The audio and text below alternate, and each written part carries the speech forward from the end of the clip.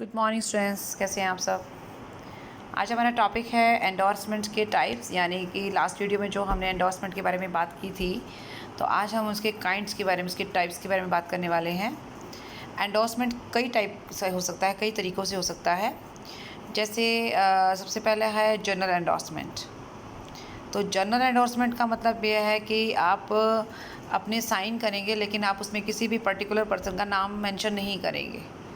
यानी कि अगर आप नाम किसी और का मेंशन नहीं करते और आप सिर्फ अपने साइन करके और किसी को डिलीवर कर देते हैं, देन वो पर्सन उसको फिर और आगे एंडोर्स कर सकता है, चाहे वो किसी का नाम मेंशन करे या वो भी आगे ऐसे एंडोर्स कर दे। तो उसे हम कहेंगे ब्लैंक एंडोर्समेंट या जनरल एंडोर्समेंट।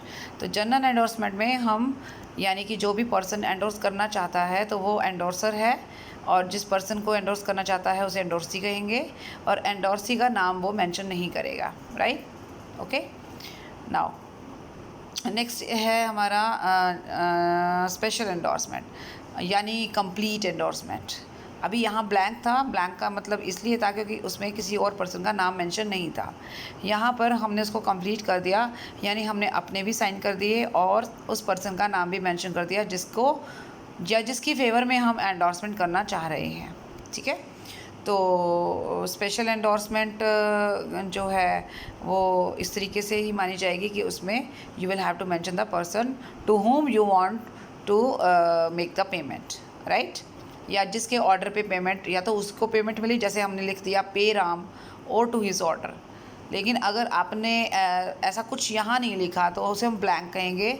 लेकिन अगर आप ऐसा कुछ लिखेंगे, अपने साइन नीचे करेंगे, तो इसका मतलब होगा कि राम को पे करना है या उसके ऑर्डर पे पे करना है। ठीक है, ओके। अब बात आती है कन्वर्जन ऑफ ब्लैंक और general endorsement into special endorsement. यानी कि अगर ये ब्लैंक एंडोर्समेंट आपने कर दिया, राइट, और हम उसे जनरल स्पेसिफिक एंडोर्समेंट में कन्वर्ट करना चाहते हैं, तो इट्स वेरी सिंपल। आपने साइन के ऊपर कुछ नहीं लिखा, अब आप साइन के ऊपर उस पर्सन का नाम लिख दीजिए, या जो भी आप स्टेटमेंट लिखना चाहते हैं वो लिख दीजिए। ऑब्वियसली आपने उसका नाम मेंशन तो करना ही पड़ेगा ना। तो pay Ram or to it's order, his order, तो इस तरीके का आप कुछ लाइंस आप वहाँ लिख देंगे, तो हमारा जो ब्लैंक एंडोर्समेंट था वो जनरल एंडोर्समेंट में कन्वर्ट हो जाएगा। ठीक है, और अगर आप चाहें तो उसको कितनी ही बार, मैच्योरिटी से पहले कितनी ही बार उस बिल को आप एंडोर्स करते चले जा सकते हैं। मतलब आपने किसी और को किया और उसने किसी और को किया, चाहे वो ब्लैंक हो या स्पेसिफिक हो, उसमें कोई इशू नहीं है। ब्लैंक को स्पेसिफिक बनाने में बहुत ज़्यादा टाइम नहीं लगता, तो आप ऐसा भी कर सकते हो।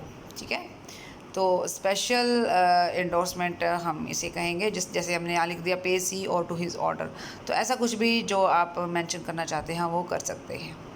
अभी आपने जैसे लिखा ना पे सी और टू इट्स और टू हिज ऑर्डर, तो उसमें ये होगा कि आप अपने आप ही उस एक तरीके से जो होल्डर है, जो एंडोर्स कर रहा है, अगर वो ये लाइन मेंशन कर देता है तो उसकी खुद की लायबिलिटी वो ख़त्म हो जाती है।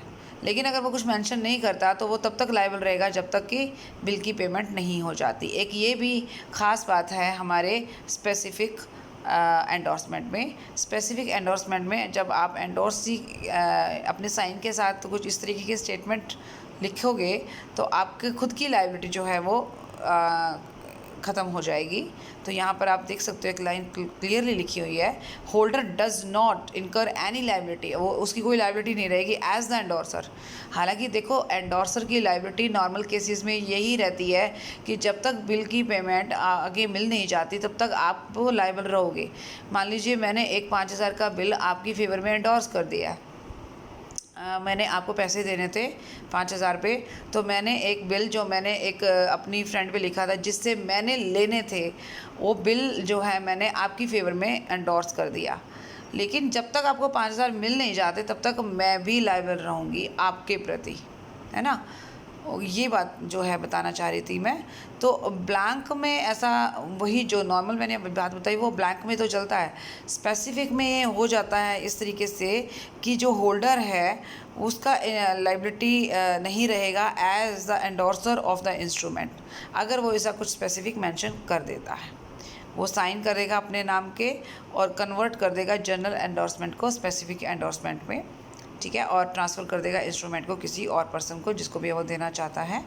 ठीक है, अब आ जाता है रिस्ट्रिक्टिव एंडोर्समेंट। अभी रिस्ट्रिक्टिव एंडोर्समेंट में ये होता है कि जब हम किसी भी बिल को आगे के लिए नेगोशिएबिलिटी उसकी ख़त्म कर रहे हैं, मतलब हम उसमें लिख रहे हैं कि अब ये बिल आगे नेगोशिएट नहीं हो पाएगा, अब हम तो कर रहे हैं लेकिन और आगे नहीं हो पाएगा, तो एंडोर्समेंट में अगर ओनली वर्ड आपने इस्तेमाल कर दिया, ओनली पे टू राम, जैसे आप देख सकते हो यहाँ पे word only, right, word only is attached after the name of the endorsee, only pay to Ram या पे टू राम ओनली। इसका मतलब हो गया कि अब राम उसको आगे कहीं एंडोर्स नहीं कर पाएगा, ठीक है, यानी कि कुछ हमने उसके ऊपर रिस्ट्रिक्शन लगा दी। पार्शियल एंडोर्समेंट में होता है कि आप बिल चाहे 1000 रुपये का है, लेकिन आपने अगर उसमें लिख दिया कि जैसे मैं आपको एक पर्टिकुलर लाइन बताना चाहूँगी, ये आप चेक कर सकते हो, पे बी और हिज ऑर्डर, बी को पे करना है और उसके ऑर्डर पे द सम ऑफ ₹500। जो बिल है वो 1000 रुपये उसके ऊपर लिखा हुआ है जब लिखा गया था, लेकिन आपने एंडोर्समेंट के साथ ये लाइन लिखकर उसको 500 रुपये की लिमिट में बांध दिया। अब उस बिल पर सिर्फ 500 रुपये की ही पेमेंट होगी, 1000 रुपये की नहीं होगी। ये हम कहेंगे पार्शियल एंडोर्समेंट। ऐसा तब हो पाएगा अगर साइन के साथ आपने इस तरीके की लाइन मेंशन कर दी है, ठीक है। अभी एक लाइन मैं और आपको लेके जाना चाहूँगी, वो भी क्लियर कीजिए। जैसे एक सेकेंड, हाँ, आप ये देखो, रेजिड्यू ऑफ द बिल। एक सेकेंड में आपको एक एग्जांपल चेक करा सकती हूँ। हाँ, ये रहा एन एंडोर्समेंट, उसमें क्या लिखा हुआ, पे ए और ऑर्डर ₹500। यहाँ तक तो ठीक था ना, ये तो सिंपल था, मतलब ये स्पेसिफिक एंडोर्समेंट था यहाँ तक तो। बीइंग द, यहाँ से अब ध्यान करना, being the unpaid residue of the bill. अभी क्या है इसका मतलब, देखो 500 रुपये की पेमेंट इस बिल पर हो चुकी है, अब बाकी की पेमेंट जो बिल की बैलेंस बचता है उसके लिए ये बिल आगे एंडोर्स किया जा रहा है, ओके। तो इसका मतलब यही हुआ कि इस मैटर में रेजिड्यू का मतलब बैलेंसिंग अमाउंट के लिए है, ओके। तो ये ध्यान में रखना that only 500 rupees are remaining unpaid. 500 रुपये अनपेड रह गए हैं इन द बिल।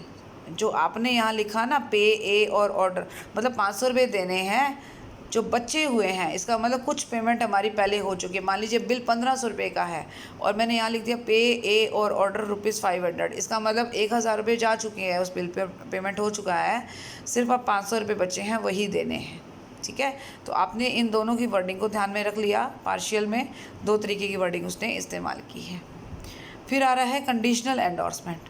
अभी कंडीशनल एंडोर्समेंट में क्या सीन होता है, हम कुछ कंडीशन लगा देते हैं, मतलब जो एंडोर्सर है वो कुछ कंडीशन लगा देगा और उस कंडीशन के पूरा होने के बाद ही वो जो बिल है या उसकी जो उसकी पेमेंट है वो ड्यू होगी अपनी। और वो अपनी लायबिलिटी, मतलब एक्चुअली क्यों करता है ये, वो अपनी लायबिलिटी को लिमिट कर लेता है। लिमिट का मतलब अपनी लायबिलिटी को कम कर लेता है, ठीक है। हम एग्जाम्पल अगर कोई है तो देख लेते हैं। एग्जाम्पल नहीं है लेकिन कोई नहीं, मैं नीचे अभी आपको पॉइंट्स करा देती हूँ, उसमें आपको दिखा दूँगी अच्छे से। एक चीज़ और ध्यान में रखना, अभी हमने रिस्ट्रिक्टिव एंडोर्समेंट किया था, तो रिस्ट्रिक्टिव और कंडीशनल में डिफरेंस ये है, रिस्ट्रिक्टिव में तो हम उस नेगोशिएबल इंस्ट्रूमेंट की नेगोशिएबिलिटी को ही ख़त्म कर रहे हैं, मतलब वो फर्दर नेगोशिएट नहीं हो पाएगा। कंडीशनल में हमने नेगोशिएबिलिटी नहीं ख़त्म करी, बस हमने कुछ लिमिट्स बना दी हैं, उस लिमिट्स के अंदर काम करना पड़ेगा। नेगोशिएट आप उसको कितनी बार मर्जी कर लो, ठीक है। अब ये जो हमारा है ना कंडीशनल एंडोर्समेंट, ये कई तरीके का है। कई तरीके का मतलब ये होता है कि किस तरीके से कंडीशन लगा सकते हैं वो बताने की कोशिश कर रहा है। जैसे एक वर्ड है बाय सेंस रिकोर्स एंडोर्समेंट, ठीक है। सेंस रिकोर्स एंडोर्समेंट अगर हमने उसके साथ लगा दिया, जैसे अब आप ये एक वर्डिंग देखो, पे ए और ऑर्डर, यहाँ तक तो ठीक था ना, स्पेसिफिक था। अब सेंस रिकोर्स और कर दिया है, इसका मतलब ये है, आज आप एंडोर्सर हैं, आप मुझे 5000 का बिल दे रहे हैं, मेरे फेवर में एंडोर्स कर दिया आपने। कल को जब मैं उस बिल की पेमेंट लेने जाती हूँ और मुझे पैसे नहीं मिलते, तो क्या मैं आपके खिलाफ़ एक्शन ले सकती हूँ? देखो नॉर्मल केसेस में तो बिल्कुल ले सकते हो, एंडोर्सर अपनी लायबिलिटी से तब तक फ्री नहीं हो जाता जब तक बिल मैच्योर नहीं हो जाता, मतलब उसकी पेमेंट नहीं मिल जाती।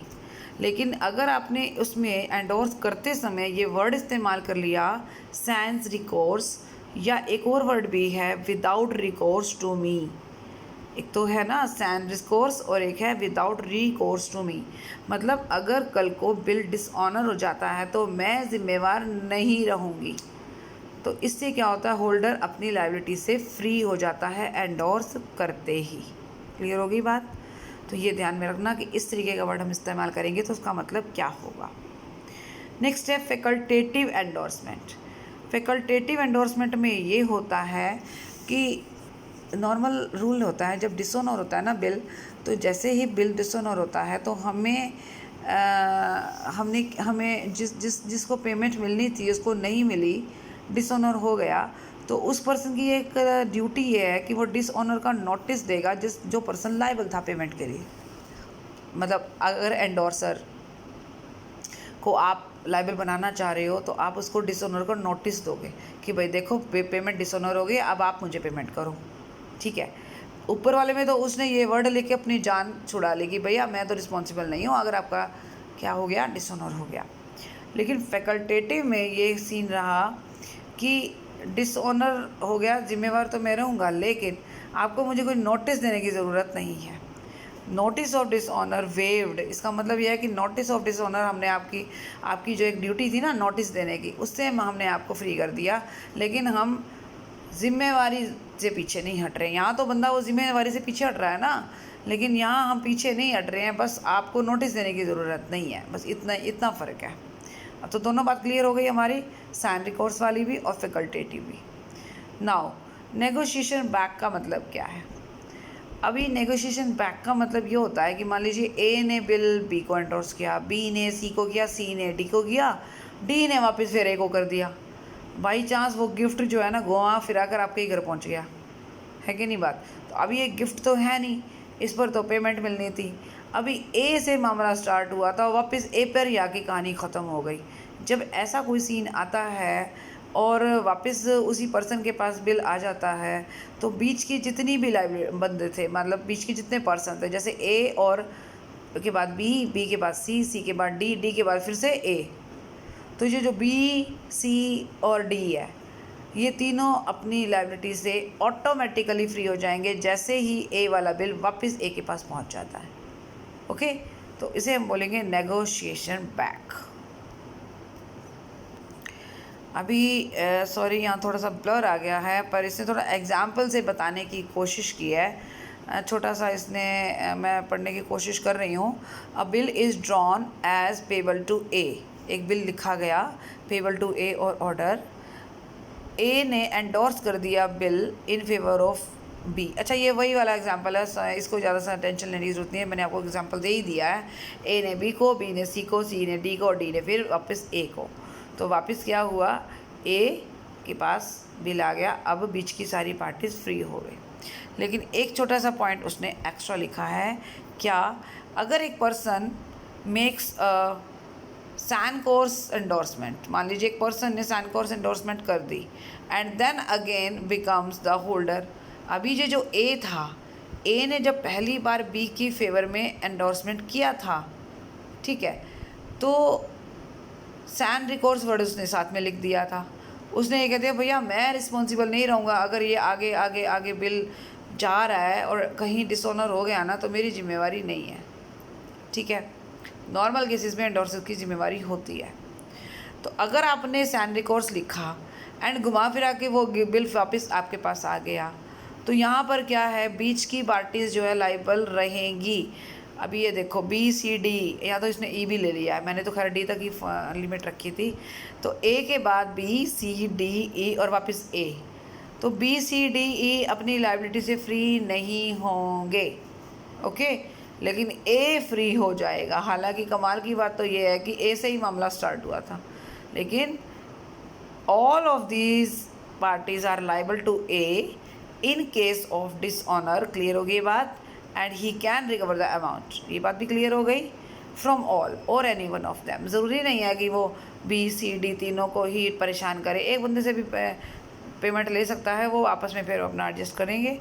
अगर ए चाहता है, A wants to, he can further endorse the bill, इसी बिल को जो उसके पास घुमा फिरा के आया है ना, उसको फिर से एंडोर्स कर सकता है। ठीक है, अब यहाँ देखो एक चीज़ और भी बताइए, ए लाइबल नहीं है, बीच की पार्टीज लाइबल हैं। पहली बात हो गई ए लाइबल नहीं, नंबर 2 बीच की सारी पार्टीज लाइबल, तीसरा ए अपने वाले बिल को जो उसके पास वापस आ गया है उसको फर्दर एंडोर्स करेगा, but he will have to cancel the names of the intermediary endorsement। वो जो B C D E उन तीनों के नाम काटने पड़ेंगे अगर अब आज फिर से नया एंडोर्समेंट वो करने जा रहा है। या तो भैया वो पेमेंट ले ले, काम ख़त्म। अब वो पेमेंट नहीं लेना चाहता बल्कि उसको आगे किसी और को पेमेंट करनी है, उसने यही बिल उठा के फिर से उसको दे दिया, किसी और को दे दिया, तो बीच की तीनों या चारों जो भी पार्टीज़ हैं उनके नाम कट करने पड़ेंगे ताकि वो अब आगे परेशान ना हो। तो आज हमने क्या क्या देखा एक बार चेक कर लेते हैं। हमने सिर्फ इस टॉपिक में ये पता लगाने की कोशिश की कि एंडोर्समेंट कितने टाइप का होता है और नेगोशिएशन बैक का मतलब क्या है। ठीक है, तो ये सारी चीज़ें आपने क्लियर की। So that's all for this video. Thank you so much, bye bye, take care.